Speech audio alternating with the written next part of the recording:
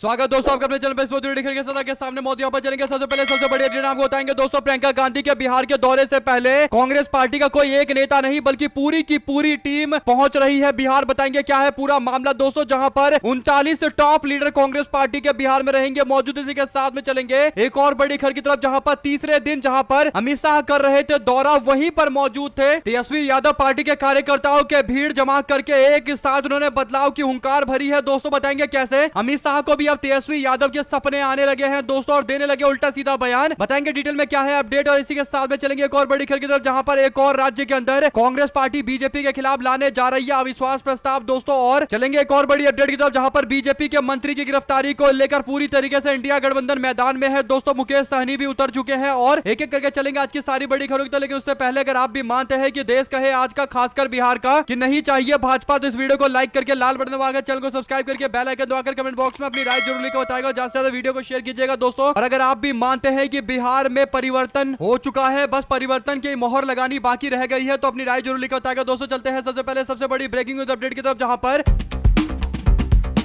प्रियंका गांधी बिहार के दौरे पर जा रही है दोस्तों। 26 तारीख को उनका बिहार में कई सारे कार्यक्रम होने वाले हैं, यानी महिला कांग्रेस की नेत्रियों को संबोधित करेंगे और इस दौरान भारी संख्या में महिलाओं को बुलाया जा रहा है। प्रियंका गांधी के नाम पर इकट्ठा भी होंगी दोस्तों। एक तरीके से नवरात्रि के टाइम में महिलाओं को साधने का प्रयास प्रियंका गांधी को आगे करके कांग्रेस पार्टी बिहार में कर रही है दोस्तों। ऐसे में ये नहीं है कि केवल प्रियंका गांधी बिहार जा रही है, बल्कि उनके साथ में कांग्रेस पार्टी के टॉप 170 CWC के मेंबर बिहार पहुंच रहे हैं। यानी 26 तारीख को प्रियंका गांधी बिहार के कांग्रेस के कार्यक्रम करने जा रही है दोस्तों। लेकिन 24 तारीख को पटना में कांग्रेस पार्टी ने अपने CWC के सारे नेताओं को तलब किया है दोस्तों, जिसमें सोनिया गांधी, राहुल गांधी, मल्लिकार्जुन खड़गे, केसी वेणुगोपाल, तमाम राज्य के मुख्यमंत्री और जितने भी बड़े और नेता हैं दोस्तों, सबके सब टॉप लीडरशिप कांग्रेस पार्टी की बिहार में मौजूद रहेगी। और 24 तारीख को CWC की बैठक के बाद यहां से कांग्रेस पार्टी के लिए कैंपेन लॉन्च कर दिया जाएगा दोस्तों। यानी पहली बार ऐसा हो रहा है जहां पर बिहार के चुनाव प्रचार करने के लिए कांग्रेस पार्टी के नेताओं के उतरने से पहले CWC की सीधा बैठक बुला ली गई है दोस्तों। यानी हर तरीके के कांग्रेस के नेता, हर संगठन के लोग मौजूद रहेंगे और इसके बाद पूरा फोकस बिहार के ऊपर रहेगा दोस्तों। यानी 24 को सदाकत आश्रम एकदम भरा हुआ नजर आएगा और 1990 के दशक वाली कांग्रेस पार्टी दिखाई देगी दोस्तों। इससे पहले कांग्रेस पार्टी बिहार को लेकर यह मानकर चलती थी कि कांग्रेस पार्टी नंबर 2 पार्टी है, तो राष्ट्रीय जनता दल और लालू यादव जी ज्यादातर फैसले लेते थे कि राज्य के अंदर किस तरीके से आगे कैंपेन करना है दोस्तों। लेकिन इस बार कांग्रेस पार्टी के नेता राहुल गांधी खुद से बिहार के पार्टी की जिम्मेदारी डायरेक्ट संभाल रहे हैं दोस्तों। और सारे बड़े नेताओं को भेजकर कहीं ना कहीं अपने पार्टी के कार्यकर्ताओं को पूरा कॉन्फिडेंस दिया जा रहा है कि कांग्रेस पार्टी राष्ट्रीय पार्टी है, मिलकर डटकर मुकाबला करना है और राष्ट्रीय जनता दल और इंडिया गठबंधन को ज्यादा से ज्यादा सीटें जिताकर देनी है, ताकि तेजस्वी यादव अगले मुख्यमंत्री बन सके। अगर आप भी मानते हैं दोस्तों कि कांग्रेस पार्टी बिहार में एक अलग ही तरीके का गेम इस बार खेल रही है और इस बार जरूर बदलाव की लहर बिहार में कांग्रेस के बढ़ते ग्राफ के साथ नजर आएगा, तो अपनी राय जरूर लिखकर बताएगा दोस्तों। ज्यादा से ज्यादा वीडियो को शेयर कीजिएगा। चलते हैं एक और बड़ी अपडेट की तरफ, जहां पर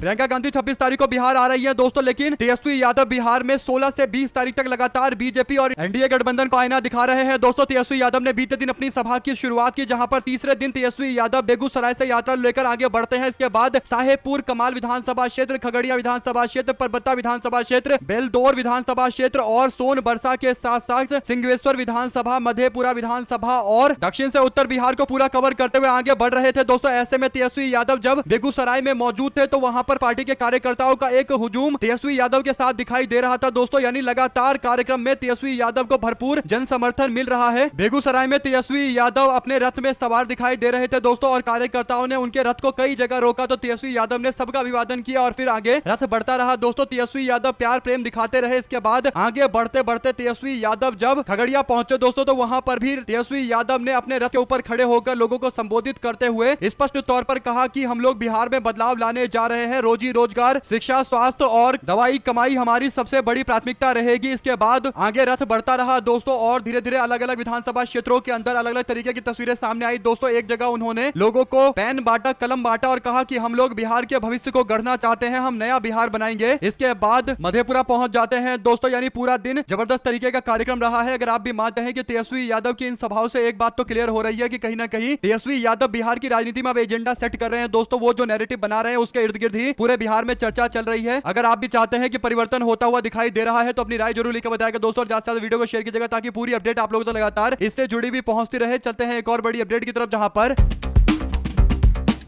2024 के लोकसभा चुनाव और उड़ीसा में हुए विधानसभा चुनाव के बाद एक बात तय हो गई थी कि उड़ीसा में कांग्रेस पार्टी के पास मौका है कि सत्ताधारी तब की पार्टी बीजू जनता दल को हटाकर कांग्रेस पार्टी बड़ी भूमिका में आए, क्योंकि राज्य में पहले बीजू जनता दल की सरकार थी, बाद में बीजेपी की सरकार बन जाती है और अब मौका है कांग्रेस पार्टी के पास एक विपक्ष की पार्टी बनने का दोस्तों, और आने वाले चुनाव में उड़ीसा के अंदर सत्ता परिवर्तन करने का। इसीलिए कांग्रेस पार्टी के लोगों ने उड़ीसा के अंदर कई सारे बड़े कैंपेन लॉन्च किए दोस्तों। सबसे पहले राहुल गांधी के यात्रा के तर्ज पर, भारत जोड़ो यात्रा के तर्ज पर उड़ीसा जोड़ो यात्रा की शुरुआत की गई। प्रियंका गांधी के करीबी अजय कुमार को उड़ीसा में प्रभारी बनाकर भेजा गया दोस्तों। राहुल गांधी भी कई बार उड़ीसा का दौरा करके आए हैं और उड़ीसा में महिलाओं के सम्मान के प्रति भारतीय जनता पार्टी सरकार की विफलता को लेकर कांग्रेस पार्टी ने कई बार बीजेपी का विधानसभा घेरा दोस्तों, ईंट से ईंट बजाया गया, कई लोगों पर एफआईआर भी दर्ज की गई। इसके बावजूद कांग्रेस पार्टी की उड़ीसा की लड़ाई लगातार जारी रही दोस्तों। और अब कांग्रेस पार्टी एक मजबूत विपक्ष के तौर पर उड़ीसा में दिखाई दे रही है। कांग्रेस पार्टी के 14 विधायकों ने बीजेपी की सरकार के खिलाफ नो कॉन्फिडेंस मोशन यानी अविश्वास का प्रस्ताव लाया है, जिसमें मुख्यमंत्री मोहन चरण मांझी के खिलाफ और उड़ीसा सरकार के खिलाफ गंभीर आरोप लगाए गए हैं दोस्तों। महिलाओं के सुरक्षा के मामले को लेकर यह नो कॉन्फिडेंस मोशन यानी अविश्वास प्रस्ताव लाया जा रहा है। कहा गया कि भाजपा की सरकार महिलाओं को सुरक्षा देने में पूरी तरीके से विफल हो गई है, साथ साथ जो लॉ एंड ऑर्डर की कंडीशन है वो काफी खराब है और किसानों को राहत नहीं मिल रही है। एससी, एसटी और ओबीसी समाज के खिलाफ काम किया जा रहा है। इन आरोपों पर अब चर्चा कराने के लिए नो कॉन्फिडेंस मोशन लेकर आया जा रहा है दोस्तों। इसमें अलग अलग पार्टियों का समर्थन मिला है तो विधानसभा में अब चर्चा होगी दोस्तों। अगर चर्चा में यह पाया गया कि भाजपा की सरकार महिलाओं को सुरक्षा देने में पूरी तरीके से फेल हो रही है तो उसके बाद वोटिंग होगा दोस्तों। और वोटिंग में अगर इधर से उधर कुछ वोट हो जाए तो खेला हो सकता है। जो भी जानकारी उड़ीसा से जुड़ी आती रहेगी, पल पल की अपडेट आप लोगों तक लगातार इसी तरीके से पहुंचाते रहेंगे। चलते हैं एक और बड़ी अपडेट की तरफ दोस्तों, जहां पर भारतीय जनता पार्टी के तथाकथित चाणक्य कहे जाने वाले केंद्रीय गृह मंत्री अमित शाह ने कहा कि एसआईआर में बांग्लादेशी और अन्य घुसपैठियों का वोट काटा गया तो लालू यादव के पेट में तेल उबलने लगा। उन्होंने कहा कि इस बार बीजेपी और एनडीए के साथी पार्टियों ने मिलकर, कार्यकर्ताओं ने मिलकर ऐसी तैयारी कर ली है कि चुनावी मैदान में उतरेंगे और ऐसे बहुमत लाएंगे कि अगली बार तेजस्वी यादव चुनाव लड़ने की हिम्मत ना कर पाए। यानी बेगूसराय में ही मौजूद थे दोस्तों और इस दौरान अमित शाह के द्वारा ये बातें बोली जा रही थी, जबकि तेजस्वी यादव भी उसी टाइम में बेगूसराय में मौजूद थे। यानी दोनों नेताओं के बेगूसराय के कार्यक्रम को अगर आप देखेंगे तो जमीन आसमान का अंतर है दोस्तों। भाजपाइयों ने 20 जिले के कार्यकर्ताओं को बुला रखा था दोस्तों, जबकि तेजस्वी यादव के एक जिले के कार्यकर्ता मौजूद थे। लेकिन तेजस्वी यादव की रैली में ज्यादा भीड़ दिखाई दे रही थी बनस्पत अमित शाह के रैली के दोस्तों। अगर आप भी मानते हैं कि आरजेडी के सामने बीजेपी का कुछ अता पता बिहार में नहीं लगने वाला तो अपनी राय जरूर लेकर बताएगा दोस्तों। और अमित शाह के द्वारा जो बार बार तेजस्वी यादव को लेकर स्पेशल टारगेट किया जा रहा है बिहार में, क्या आप भी मानते हैं कि बिहार में तेजस्वी यादव पूरा चुनाव का नैरेटिव सेट कर रहे हैं और इसी बात को लेकर कहीं ना कहीं इनको दिखाई दे रहा है अमित शाह को कि कुछ बड़ा गेम हो रहा है और इसीलिए तेजस्वी यादव को टारगेट करते नजर आते हैं? तो अपनी राय जरूर लिखकर बताएगा दोस्तों। चलते हैं एक और बड़ी अपडेट की तरफ, जहां पर बिहार के दरभंगा में यूट्यूबर दिलीप साहनी के साथ हुए मारपीट के मामले को लेकर वीआईपी पार्टी के नेता मुकेश सहनी यूट्यूबर से मिलने के लिए दरभंगा पहुंचे दोस्तों और नीतीश सरकार के मंत्री जीवेश मिश्रा पर मारपीट करने का आरोप लगाते हुए एफआईआर कराने के बाद अब मुकेश सहनी ने कहा कि बिहार में अगली सरकार महागठबंधन की बनेगी तो जीवेश मिश्रा को जेल के सलाखों के पीछे भेजेंगे। वीआईपी के चीफ ने कहा कि सत्ता व सरकार से सवाल करना गुनाह नहीं है, लेकिन आजकल सवाल पूछने पर सरकार के मंत्री पत्रकारों पर हमला करवाते हैं। याद रखना चाहिए कि 22 नवंबर से पहले राज्य में परिवर्तन होना तय है, परिवर्तन आना तय है। सरकार बनने के बाद सबसे पहला काम जीवेश मिश्रा को जेल में भेजने का होगा। उन्होंने साफ तौर पर बोला कि सहनी समाज के एक व्यक्ति के साथ इस तरीके का अपमानजनक व्यवहार कतई स्वीकार नहीं किया जाएगा। कुल मिलाकर दोस्तों बीजेपी के लोग खुद के पैर पर कुल्हाड़ी मार रहे हैं और जिस तरीके से इन्होंने अति पिछड़ा समाज के लोगों के साथ अपमानित व्यवहार किया है, कहीं ना कहीं सहनी समाज के लोगों के पास ये बड़ा मुद्दा है दोस्तों। और बीजेपी के नेता जीवेश मिश्रा की अभी तक गिरफ्तारी नहीं हुई तो कहीं ना कहीं समाज में एक रोष भी देखने को मिल रहा है जो चुनाव के नतीजों में और ज्यादा प्रखर रूप से दिखाई देगा। आप लोग भी अगर इस बात का समर्थन करते हैं तो अपनी राय जरूर लिखकर बताएगा दोस्तों और इस पूरे मामले को लेकर जो भी जानकारी आपके पास है जरूर दीजिएगा। चलते हैं एक और बड़ी अपडेट की तरफ, जहां पर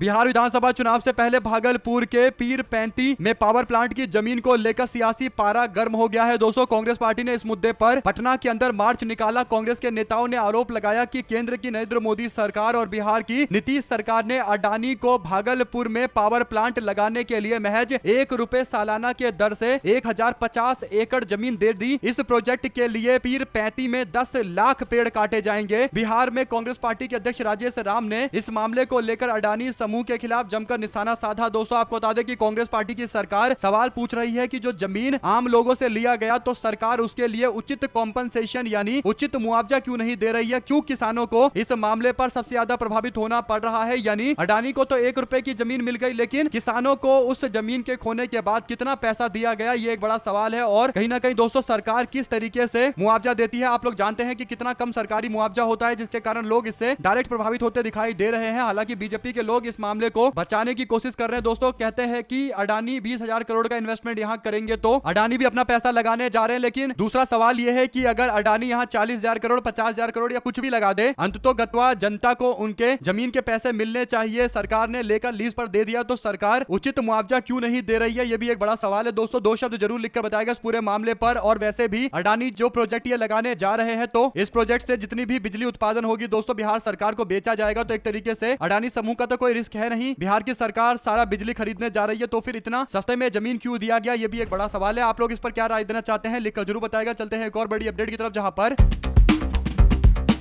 पंजाब में बाढ़ ग्रस्त इलाकों का सरकार के मंत्री और विधायक और अन्य नेता दौरा कर रहे हैं। दोस्तों पंजाब सरकार के मंत्री बाढ़ से हुए नुकसान का आकलन करने के लिए पहुंचे थे। इस सिलसिले में स्वास्थ्य मंत्री डॉक्टर बलवीर सिंह फिरोजपुरा को विरोध का सामना करना पड़ा। दोस्तों सीमावर्ती गांव टेंडी पहुंचे थे, जहां पर स्थानीय विधायक रणवीर सिंह भी उनके साथ में थे। यहां किसी बात को लेकर बवाल हो गया। दोस्तों विवाद इतना बढ़ गया कि पुलिस ने बल का उपयोग करके जैसे तैसे स्थिति को संभाला। दरअसल गाँव पहुंचने पर विधायक रणवीर सिंह भुल्लर के साथ ग्रामीणों ने किसी बात को लेकर चर्चा की, बाद में मामला बहस में तब्दील हो गया दोस्तों, और देखते ही देखते हंगामा खड़ा हो गया। इसके बाद गुस्साए ग्रामीणों ने बाढ़ प्रभावितों के साथ मिलकर डॉक्टर बलवीर सिंह को जोरदार तरीके से रास्ता रोककर विरोध किया दोस्तों, और मंत्री को घेर लिया, जिसके बाद नारेबाजी भी की गई और काफी दबाव के बाद प्रशासन ने जैसे तैसे स्थिति को संभाला। दोस्तों 2 शब्द आप इस पूरे मामले को लेकर लिखकर जरूर बताइए, क्योंकि एक बात तय है कि काफी ज्यादा पंजाब के अंदर लोगों में नाराजगी है। दोस्तों नाराजगी होनी भी चाहिए, क्योंकि बाढ़ प्रभावित होने के कारण उनको उम्मीद थी कि बड़ी राहत मिलेगी दोस्तों, लेकिन राहत कुछ ज्यादा खास मिल नहीं रही, जिसके कारण इस तरीके से और ज्यादा बवाल देखने को मिल रहा है। राहुल गांधी भी पहुंचे थे पंजाब, तो उन्होंने लोगों से मुलाकात की थी और इसके बाद भाजपा सरकार से राहुल गांधी ने 20,000 करोड़ रुपए की राहत की मांग की। हालांकि वो राहत भी नहीं पहुंचाई गई। आप लोग इस पर क्या कहना चाहते हैं, 2 शब्द जरूर लिखकर बताइएगा। दोस्तों चलते हैं एक और बिग ब्रेकिंग न्यूज अपडेट की तरफ, जहां पर नेता विपक्ष राहुल गांधी ने मुख्य चुनाव आयुक्त ज्ञानेश कुमार पर डायरेक्ट अटैक बोला। कर्नाटका के अलंद विधानसभा में वोट डिलीशन के मामले को लेकर उन्होंने कर्नाटका के सीआईडी के द्वारा मांगे गए सबूत को अभी तक उपलब्ध नहीं कराए जाने को लेकर नाराजगी जताई है दोस्तों। यानी कर्नाटका के अंदर कांग्रेस पार्टी सरकार के अंतर्गत पुलिस आती है दोस्तों, और सीआईडी भी कांग्रेस पार्टी की सरकार के अंतर्गत आती है, तो इसीलिए वो जांच करना चाहते हैं और जांच के लिए मामला काफी आगे बढ़ गया था। लेकिन जो आंकड़े मांगे जा रहे हैं दोस्तों उसे इलेक्शन कमीशन ऑफ इंडिया देने को तैयार नहीं है। राहुल गांधी ने यही कहा है कि चुनाव आयोग को इस पूरे मामले पर जांच होने से कोई दिक्कत नहीं होनी चाहिए। अगर वो भी चाहते हैं कि सब कुछ निष्पक्ष तरीके से हो और जांच एकदम अच्छे से हो, तो फिर उनको सारे डेटा मुहैया करवाना चाहिए। सीआईडी तो जांच करने के लिए तैयार है, बल्कि काफी आगे बढ़ गए थे दोस्तों। डेटा भी इकट्ठा उन्होंने कर लिया था और जो कुछ आंकड़े चाहिए थे वो चुनाव आयोग के पास है, तो उनको उपलब्ध कराने के लिए बोला गया, लेकिन इसके बावजूद अभी तक नहीं दिया गया दोस्तों। तो राहुल गांधी ने इस पूरे मामले पर 7 दिनों का अल्टीमेटम भी दिया है। 7 दिनों में ये आंकड़े मुहैया कराने के लिए बोला जा रहा है। 7 दिनों में ये सारे आंकड़े, जिसमें दोस्तों मोबाइल नंबरों का जो इस्तेमाल किया गया, जिससे ओटीपी भेजे गए थे, लॉगिन किया गया था, और उसी आईपी एड्रेस से कई सारे वोटर लिस्ट से नाम काटे गए थे, उन्हीं सारी डिटेलों को मांगा जा रहा है दोस्तों। आप लोग इस पूरे मामले पर अगर आप भी मानते हैं कि राहुल गांधी एकदम सही डिमांड कर रहे हैं, तो अपनी राय जरूर लिखकर बताएगा दोस्तों, और ज्यादा से ज्यादा वीडियो को शेयर कीजिएगा। चलते हैं एक और बड़ी अपडेट की तरफ, जहां पर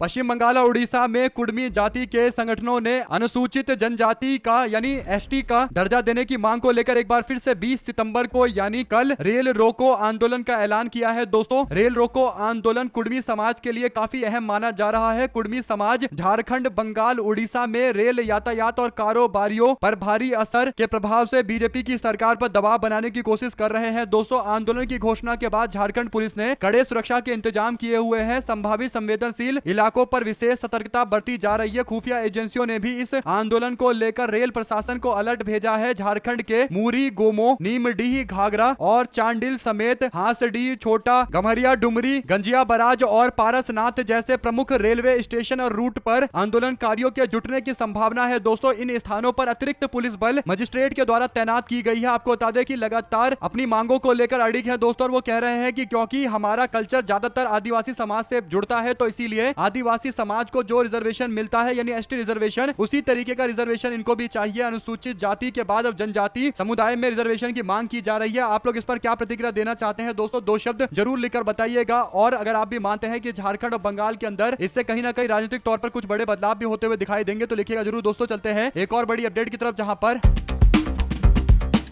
कांग्रेस पार्टी के नेता पवन खेड़ा ने कहा कि मुझे बताएं कि पूरे प्रेस वार्ता में राहुल गांधी ने कहीं भी बीजेपी का नाम नहीं लिया, तो फिर जवाब देने के लिए भाजपा वाले क्यों आ रहे हैं। चुनाव आयोग को लेकर राहुल गांधी ने सवाल पूछे। चुनाव आयोग से बोला कि हमको एविडेंस जो मांगे जा रहे हैं वो उपलब्ध करवाइए, हम इस पर पूरी तरीके से गहन इन्वेस्टिगेशन करवा रहे हैं। जब चुनाव आयोग खुद जांच करने को तैयार नहीं है तब कांग्रेस पार्टी की सीआईडी कर्नाटका जांच कर रही है, तो इनको इससे क्या दिक्कत है, ये भी एक बड़ा सवाल है दोस्तों। और जो आंकड़े मांगे जा रहे हैं उसे दे देंगे तो क्या दिक्कत आ जाएगी, लेकिन बीजेपी इसे डिफेंड करने के लिए आ रही है दोस्तों। यानी भाजपा भी नहीं चाहती है कि अलंग विधानसभा सीट पर कोई इन्वेस्टिगेशन हो। एक तो बीजेपी वालों को अगर लगता है कि कोई घपला नहीं हुआ है, कोई वोट चोरी नहीं हुई है, तो उनको इस तरीके की जांच पड़ताल कराने में कोई दिक्कत नहीं होनी चाहिए। लेकिन दोस्तों भारतीय जनता पार्टी कहीं ना कहीं चुनाव आयोग के जगह खुद से जवाब देने के लिए आ रही है। प्रेस कॉन्फ्रेंस करते हुए अनुराग ठाकुर राहुल गांधी के सवालों का जवाब दे रहे हैं। सवाल पूछा चुनाव आयोग से, जवाब दे रहे हैं भाजपा वाले। आप लोग इस पर दो शब्द जरूर लिखकर बताइएगा दोस्तों। चलते हैं एक और बड़ी अपडेट की तरफ, जहां पर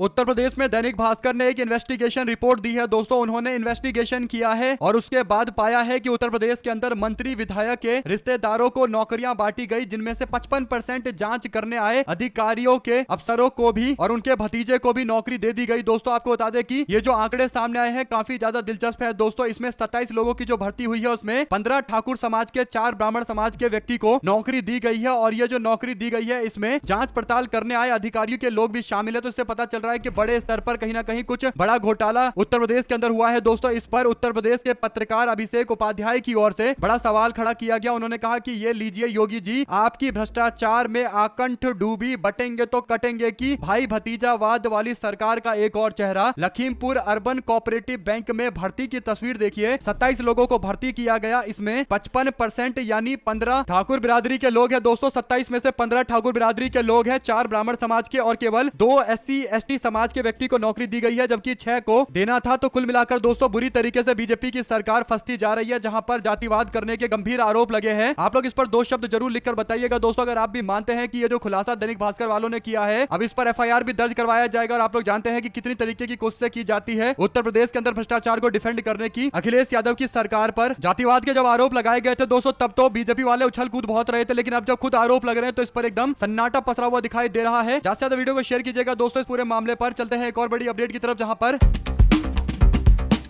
उत्तर प्रदेश की राजनीति में एक और दिग्गज नेता की एंट्री होने जा रही है दोस्तों। सपा सरकार में कैबिनेट मंत्री रहे उत्तर प्रदेश के दिग्गज नेता आजम खां को इलाहाबाद हाईकोर्ट से बड़ी राहत मिली है दोस्तों। उन्हें रामपुर के चर्चित क्वालिटी बार कब्जे के मामले में जमानत मिल गई है दोस्तों। इस मामले की फाइनल सुनवाई हो चुकी है। 21 अगस्त को जस्टिस समीर जैन की सिंगल बेंच ने इस पूरे मामले पर सुनवाई की है दोस्तों। और आजम खान को कई मामले में जमानत मिल चुकी है। अब क्वालिटी बार कब्जे के केस के मामले को लेकर जमानत जैसे ही मंजूर हो जाएगा वैसे ही उनकी रिहाई सुनिश्चित हो जाएगी दोस्तों, और वो उत्तर प्रदेश की राजनीति में फिर से सक्रिय दिखाई दे सकते हैं। आपको बता दें कि आजम खान को 2017 के बाद से लगातार किसी न किसी मामले को लेकर, किसी न किसी मुकदमे को लेकर जेल में रखा जा रहा है दोस्तों। ऐसे में 2024 के चुनाव में भी उनको जेल में रखा गया था। अब एक बार फिर से उनके वापस लौटने का टाइम आ चुका है। उम्मीद है कि कोर्ट से बड़ी राहत मिलेगी और इसके बाद असली गेम देखने को मिलेगा उत्तर प्रदेश के अंदर। जो भी आपकी राय है दोस्तों लिखकर जरूर बताएगा। ज्यादा से ज्यादा वीडियो को शेयर कीजिएगा। चलते हैं एक और बड़ी अपडेट की तरफ, जहां पर वोट चोरी पर खुलासे को लेकर अब भारतीय जनता पार्टी को सपोर्ट करने वाले लोगों के अंदर भी एक तरीके से शक पैदा हो गया है दोस्तों। वे लोग भी कह रहे हैं कि जरूर राहुल गांधी के द्वारा ये जो आरोप लगा रहे हैं इन पर इन्वेस्टिगेशन होना चाहिए। यानी कुछ दिनों से लगातार भारतीय जनता पार्टी को सपोर्ट करने वाले सूर्य प्रताप सिंह जो रिटायर्ड IPS अधिकारी IAS अधिकारी है दोस्तों, उन्होंने कहा कि वोट चोरी पर खुलासे को हाइड्रोजन बम कहे या परमाणु बम ये मुद्दा नहीं है, साक्ष्य है तो इस पर जांच होनी चाहिए, यानी एविडेंस है तो जांच होनी चाहिए। लोकतंत्र की रक्षा संस्थानों का काम होती है। चुनाव आयोग जवाबदेही से भागेगा तो ये लगेगा कि वो चोरी पर पर्दा डालने की कोशिश कर रहा है। चुनाव आयोग को चुना है सरकार ने, CGI चयनित समिति से बाहर है, शंका और गहरी हो जाती है। यानी दोस्तों चुनाव आयोग को अगर कोई चुनता था पहले तो उसमें 3 जने बैठते थे, एक प्रधानमंत्री, एक लीडर ऑफ ओपोजिशन यानी राहुल गांधी, नरेंद्र मोदी और एक चीफ जस्टिस ऑफ इंडिया बैठते थे। लेकिन बाद में नियम में बदलाव करके चीफ जस्टिस ऑफ इंडिया की जगह पर मंत्री का नाम ऐड कर दिया गया दोस्तों। यानी मोदी, अमित शाह और राहुल गांधी बैठकर डिसाइड करते हैं कि अगला इलेक्शन कमीशन ऑफ इंडिया का चीफ कौन बनेगा और उसमें उसमें 2 वोट तो बीजेपी वालों के हैं दोस्तों। 3 में से 2 जने मोदी और शाह जो चाहेंगे वो हो जाएगा, क्योंकि 3 में से 2 वोट तो जिसके पक्ष में पड़ेगा उसी को अगला चुनाव आयुक्त नियुक्त कर दिया जाएगा। तो आप लोग जानते हैं कि राहुल गांधी का बैठक में होना नहीं होना कुछ ज्यादा अंतर होता नहीं है, और इसीलिए कह सकते हैं कि अब सरकार डायरेक्ट अपने व्यक्ति को चुनाव आयोग के पोस्ट पर पहुंचा रही है। दोस्तों 2 शब्द जरूर लिखकर बताएगा इस पूरे मामले पर। और सूर्य प्रताप सिंह जैसे कई सारे बीजेपी को सपोर्ट करने वाले लोग भी अब कहीं ना कहीं लाइन पर आ रहे हैं। तो अपनी राय जरूर लेकर जाएगा। बहुत बहुत धन्यवाद। जय हिंद, जय भारत। ज्यादा से ज्यादा वीडियो को शेयर कीजिएगा ताकि पूरी अपडेट आप लोगों तक लगातार इसी तरीके से पहुंचती रहे। बहुत बहुत धन्यवाद।